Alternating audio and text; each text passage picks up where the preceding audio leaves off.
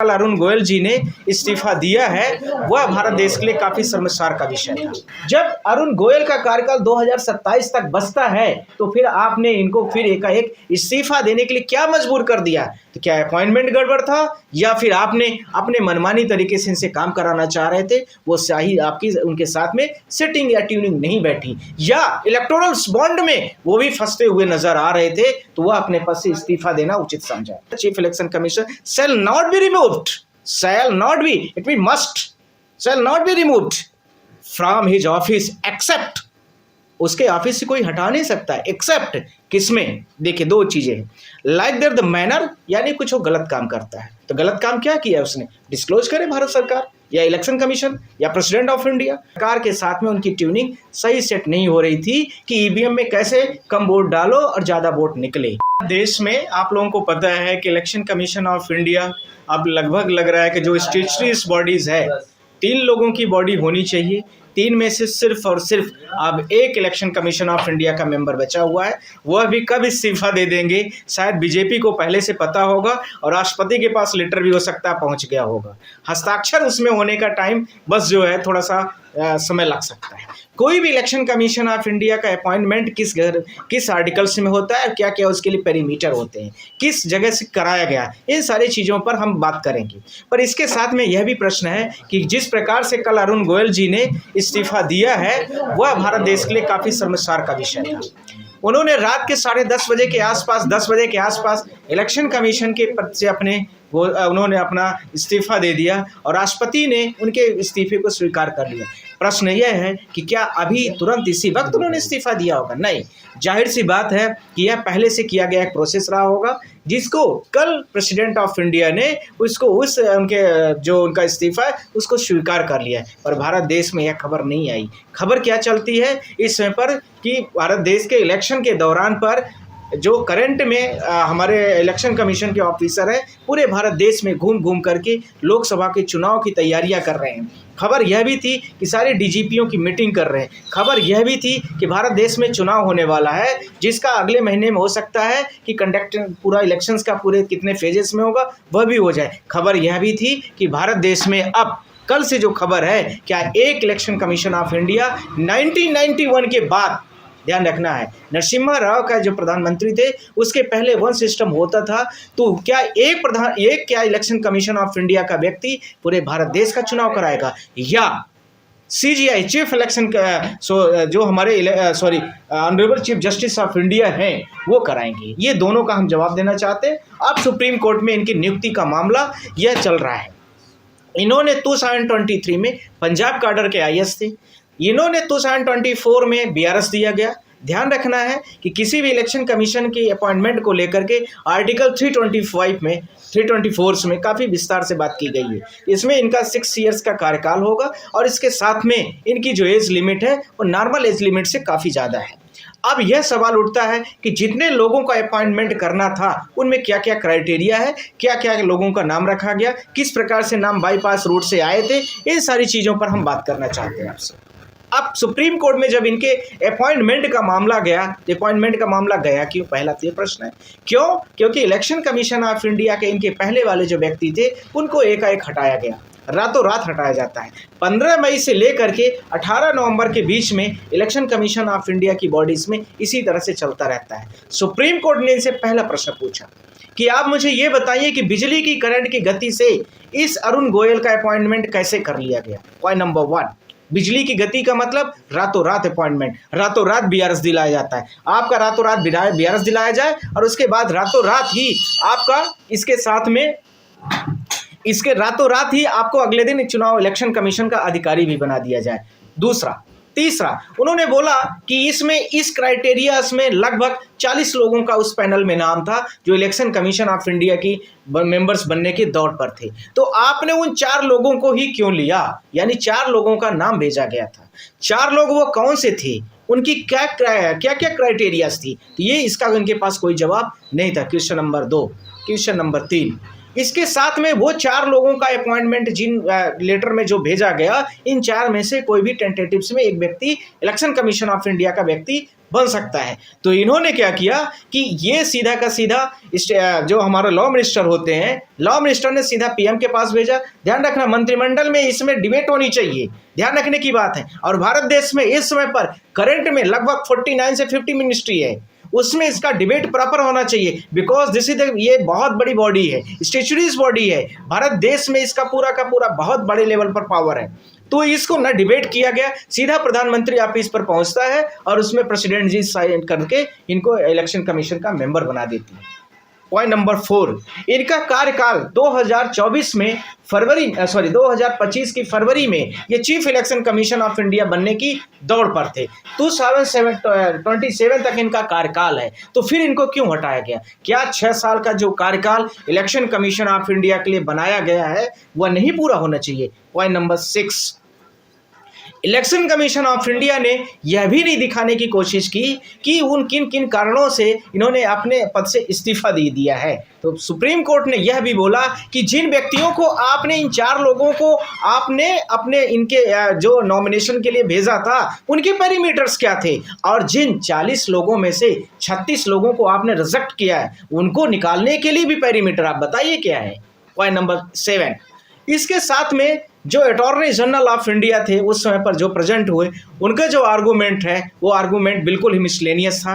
वो बोले कि भारत देश की गोपनीयता मामला, ये मामला, वो मामला, पर वह कहीं से दिखता हुआ नजर नहीं आ रहा है। इसके साथ में सुप्रीम कोर्ट ने फिर से बोला कि कोई भी व्यक्ति, जितने 4 लोगों का आपने नाम दिया है, इनका किसी का भी 6 साल का कार्यकाल नहीं बचता है, जबकि बाकी लोग जो 40 में से 36 बचते हैं उनके 6 साल टर्नओवर हो सकते हैं। यानी 6 साल टर्नओवर जो इलेक्शन कमीशन के पोस्ट के लिए होना चाहिए वो इनमें किसी में भी नहीं है। जो 4 लोगों के पैनल में आपने नाम भेजा है वो कितने हैं, वो इनका नाम बीच में ही तो इनका टाइम ओवर हो रहा है, यानी उनका टाइम खत्म हो जाएगा। 1 साल, 2 साल, 6 महीने। तो आपको इस प्रकार का इलेक्शन कमीशन चाहिए। फिर अगला क्वेश्चन, जब अरुण गोयल का कार्यकाल 2027 तक बचता है तो फिर आपने इनको फिर एकाएक इस्तीफा देने के लिए क्या मजबूर कर दिया? तो क्या अपॉइंटमेंट गड़बड़ था, या फिर आपने अपने मनमानी तरीके से इनसे काम कराना चाह रहे थे, वो सही आपकी उनके साथ में सेटिंग या ट्यूनिंग नहीं बैठी, या इलेक्टोरल बॉन्ड में वो भी फंसते हुए नजर आ रहे थे, तो वह अपने पद से इस्तीफा देना उचित समझा। अगला, ये इसका सब पार्ट था, ध्यान रखना। अगला इसमें क्वेश्चन बताया गया, सुप्रीम कोर्ट ने यह भी पूछा कि 24 घंटे के अंदर में अरुण गोयल का अपॉइंटमेंट किया गया है, ऐसी भारत देश में क्या इमरजेंसी आ गई थी? तो हमें 15 मई से, जिस दिन से इनका अपॉइंटमेंट होता है, और उस दिन के बीच के महीने की पूरी डिटेल दीजिए कि भारत देश के इलेक्शन कमीशन के डेट शीट पर क्या क्या सिग्नेचर हैं और किस किस तरीके से निर्णय लिए गए हैं, वह भी हमें डिटेल्स पूरी की पूरी चाहिए। गैर संवैधानिक तरीके से यह भारत देश में किया गया ये पूरा अपॉइंटमेंट था, जिसको लेकर के इलेक्शन कमीशन ऑफ इंडिया की तरफ से प्रेजेंट हुए अटॉर्नी जनरल जो भारत देश के थे उनके पास कोई जवाब नहीं था। ध्यान रखना है, इलेक्शन कमीशन ऑफ इंडिया ने जिस तरह से अपने पद से इस्तीफा दिया है वो आर्टिकल 324 में, आर्टिकल 5 में, 324 में सब सेक्शन 5 है। अब वो क्या कहता है मैं आप लोगों के सामने में बोलना भी चाहता हूँ। सब सेक्शन 5 क्या कह रहा है, देखिए ये किस तरह से इनका अपॉइंटमेंट प्रेसिडेंट ऑफ इंडिया ने लिया है, कितनी कॉन्स्टिट्यूशनल वायलेशन हो रही है, मैं आपके माध्यम से बोलना चाहता हूँ। इसमें लिखा, subject of the provision of the any law made by the parliament, condition of the service and tenure office of the election commission of India, the regional commissioners shall be such a president may be rules and dependent. The provided the chief election commissioner shall not be removed, shall not be, it means must, shall not be removed from his office except, उसके office से कोई हटा नहीं सकता, accept किसमें? देखिए 2 चीजें हैं, लाइक दैट द मैनर, यानी कुछ वो गलत काम करता है, तो गलत काम क्या किया उसने, डिस्क्लोज करे भारत सरकार या इलेक्शन कमीशन या president of India. Second point चीज है, and like ground of the जज of the supreme court and condition service of the chief election commission shall not be valid, यानी सुप्रीम कोर्ट ऑफ इंडिया उसको यह घोषित कर दे कि यह व्यक्ति इस पोस्ट के काबिल नहीं है। तो दोनों में से कौन सा कारण है? अभी तक भारत देश के न तो प्रेसिडेंट ऑफ इंडिया ने, न इलेक्शन कमीशन ऑफ इंडिया के जो चेयरपर्सन है उन्होंने, न भारत देश के प्रधानमंत्री ने, न इसी के साथ में भारत देश की जो कॉन्स्टिट्यूशनल बॉडीज है वो किसी ने नहीं बोला है कि इनके मैनर्स क्या खराब थे। क्यों? क्योंकि सुप्रीम कोर्ट वाला मामला तो अभी चल ही रहा है, वो तो आर्गूमेंट का विषय हो गया है, अभी तो उसका जजमेंट आया नहीं है। तो फिर क्या कारण थे? ये जाहिर सा एक ही कारण है जो मुझे लगता हुआ नजर आ रहा है कि इनका जो रिक्रूटमेंट हुआ था, सुप्रीम कोर्ट ने इतने सारे प्रश्न पूछे थे, वो भी फंस रहे थे। साथ में जो ईवीएम को लेकर के कम वोट डालो ज्यादा वोट निकले, ये वाला मैटर में इनकी सेटिंग सही नहीं हो पाई, इसलिए भी इन्होंने किया है। एक यह भी तथ्यात्मक ऐसा होने की संभावना बनती है। इसी के साथ में एक और अगला point, election commission of India ने अभी भारत देश के सारे राज्यों में लगभग डीजीपीओं से मिले हैं और उसके बाद चुनाव को लेकर के उन्होंने ब्रीफिंग दी है काफ़ी बड़े लेवल से। उसमें कई सारे पत्रकारों ने से पूछा भी कि भारत देश का 2024 का जो लोकसभा का चुनाव है क्या ईवीएम को लेकर के होगा कि बैलेट बॉक्स में होगा। तो उन्होंने यह भी बोला कि जो भी पिटीशंस पड़ी हैं, हम सुप्रीम कोर्ट के डायरेक्शन का इंतजार कर रहे हैं। आप लोगों ने देखा होगा मीडिया में, वो इंतजार अभी तक कर रहे हैं।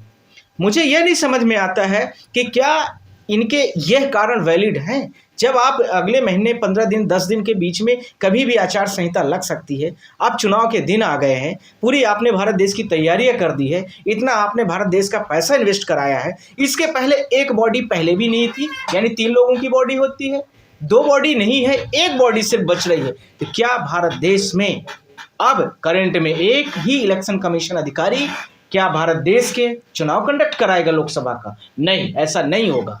जब तक तीनों बॉडी नहीं बैठ जाती है, स्टैट्यूटरी बॉडी जब तक तीनों नहीं हो सकती है, तो कोई भी जजमेंट नहीं दे सकते हैं, वो कोई भी ऑर्डर नहीं पास कर सकते। तो होगा क्या फिर सुप्रीम कोर्ट ऑफ इंडिया अपने अंडर में करके इलेक्शंस 2024 यदि ये अगली बॉडीज को नहीं मेंटेन कर पाते हैं, नहीं बना पाते हैं, तो सुप्रीम कोर्ट ऑफ इंडिया इस पूरी चुनाव के जो प्रोसेस है 2024 के लोकसभा का, उसको करेगी। अब वो क्यों करेगी, उसको लेकर के हम लोगों ने पूरा कल ही प्लान बना लिया है कि इनका जैसे यदि ये कुछ करते हैं, या इधर ये भी एक ऑप्शन है कि ये नरेंद्र मोदी प्रधानमंत्री का कार्यकाल भी बढ़ा दें कि जब तक ये हमारा सिस्टम नहीं सेट हो रहा है तो आप 5 महीने 4 महीने का 6 महीने मैक्सिमम एक्सटेंड किया जा सकता है। तो उसमें ये ऐसा कुछ कर सकते हैं कि इसको बढ़ाया जाए इनका टेन्योर। तो दोनों संभावनाएं हैं, आइदर यानी 3 संभावनाएं बनी, पहला प्रधानमंत्री का कार्यकाल बढ़ाने का एक नाटक हो सकता है, या इलेक्शन कमीशन से इस्तीफा दिला करके उनके टाइम मैनर्स को छुपाया जा रहा होगा, या इनके साथ में ट्यूनिंग नहीं बनी। एक पॉइंट था इसका सब पॉइंट में।